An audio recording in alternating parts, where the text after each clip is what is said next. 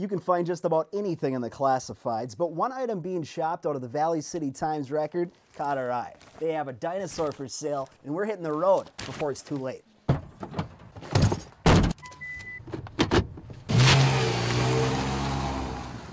What do you think he eats? Probably reporters.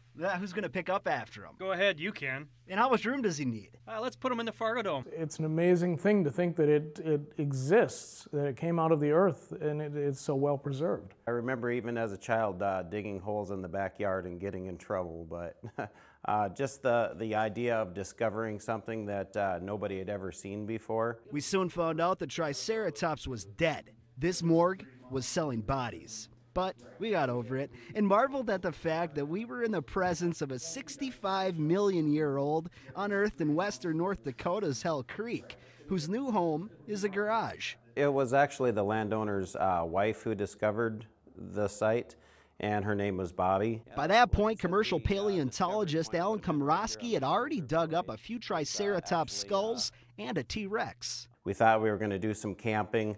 Maybe, we had goals of finding a dinosaur bone or a tooth or a claw or something.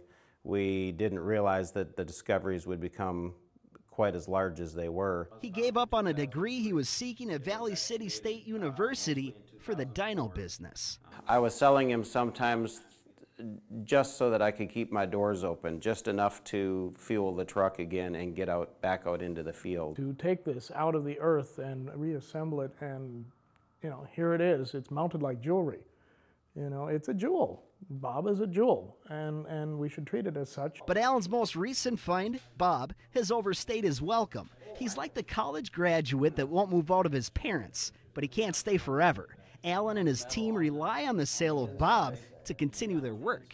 Alan has put in thousands of hours in this and getting it ready, and it's beautiful. It's history, it's geology, it's art, it's science, it's a conglomeration of so many topics coming together in one feature. For the past 65 million years, Bob has called North Dakota home.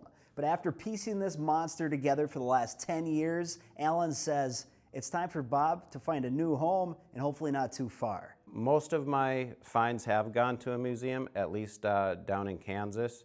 This particular one, I would love to see it stay in North Dakota. I don't really want to see it go overseas. The old Indiana Jones thing, it belongs in a museum. Well, it does belong in a museum, and it would preferably belong in a museum here. After over 20,000 man-hours of work assembling Bob, each one of these little pieces was made, bent to fit that particular bone, and then the last thing Alan wants to do is ship him out to the highest bidder so they can display his oversized body in their oversized living room. He was found in North Dakota. He was put together by a team of North Dakotans.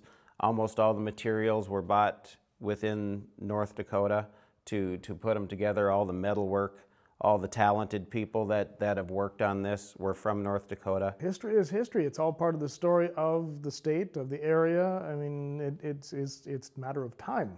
And it's about good stories, and I can't think of a better one than Bob for staying in North Dakota. The hard sell might be on the account of the price tag of $1.2 million for their 10 years of work. The hours and the dollars involved in making it happen to this point, it has to amount to something for them. I mean, it's a living. Or maybe it's the issue of space. Its skeleton stretches 26 feet, quite possibly the largest Triceratops ever found. It's not just one of the largest, it's also one of the most complete. But whatever is preventing Bob from moving out, it would be comforting to think that he didn't go too far. We are in competition with the world. This is a world-class artifact. And it's something that enough money, yeah, it goes to Europe and it'll stay there. And it's not from Europe, but the money makes it happen. It is disheartening. I would love to find a home for this where the general public can come and visit it. To go into private hands would be it'd be the worst that could happen. But until that home is found, this cozy little garage out in Valley City will have to do. With Valley News Live, I'm Eric Crest.